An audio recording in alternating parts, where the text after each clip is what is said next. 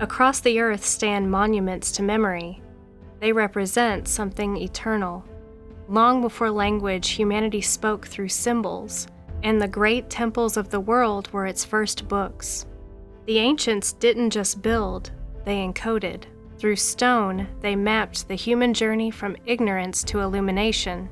The temple wasn't just a gathering hall, it was scripture in 3D. In symbolism, the universal language, Hall writes, "Symbols are the language of the mysteries. In fact, they are the mysteries. The use of symbols is a means of preserving and concealing truths. Symbols are, therefore, not only a means of preserving truth, but they are also the keys to unlocking it." There's a theme here that symbols were an essential part of ancient culture, a way for people in the know, for lack of a better term, to communicate across nations in secret, and to hide knowledge from the unworthy and only reveal it to the initiated. To the ancients, the universe was built in layers: physical, psychological, and spiritual. Symbols were the conduit to understanding this. They were little reminders of how to return to our higher nature. In Egypt, the Temple of Luxor was a map of the human body. As the initiate moved deeper, they were ascending through their own anatomy. The initiate moved through chambers that mirrored the human form, from the feet at the entrance to the head at the Holy of Holies. Hall believed the entire temple was an allegory for the awakening of consciousness, designed with anatomical precision.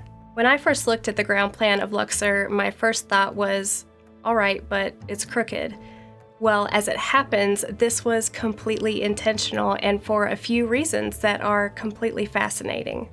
According to esoteric interpretations, including those echoed by Hall, the crooked alignment represents the path of initiation. The straight line is the profane path. The bend represents the moment of transformation or redirection, a symbolic veering away from the material world into the spiritual. As Hall and others have suggested, only those who are spiritually awake can follow the true path, even when it bends in unexpected ways.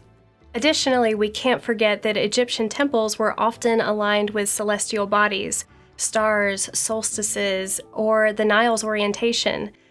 The shift in axis may reflect a realignment with new astronomical events or deities as the initiate progresses deeper into the temple. Lastly, the temple's crooked axis can also be seen as a metaphor.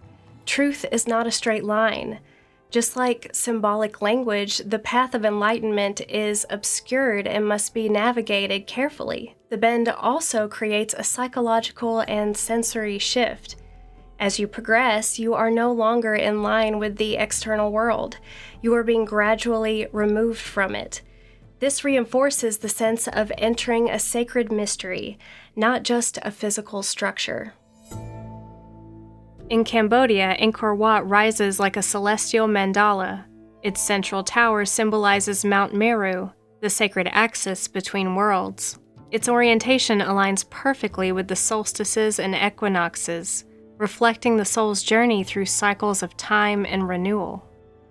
The mandala is often a map of initiation, moving from the chaotic outer layers inward to the divine center, the self, the truth, the source. The monad is both the beginning and the destination of that journey. In Manly P. Hall's language, it's the divine spark within, the pure essence we return to after passing through all the planes of manifestation.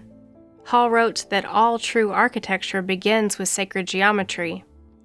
The triangle, the square, and circle were not just shapes, they were symbols of spirit, matter, and the eternal.